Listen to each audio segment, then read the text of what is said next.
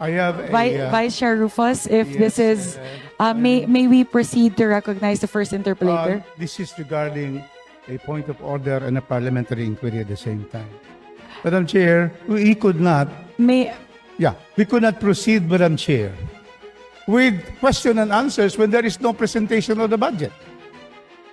In other words, just like when we have our second reading of bills, there is always that committee amendments. Here, I think the best way, the Secretary is already studying it very well upon order of the President to review. What will be the basis for our questions when there is no budget presented? Practically, there is no budget being presented. What is submitted in the NEP is not what the Secretary will want us to discuss.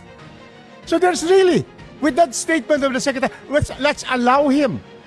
Let's allow the Secretary and the team to be able to come out already what they see as their initial findings of deficiencies, of errors, so that when we come, we have a new budget that is already corrected by the proper agency for us to ask questions.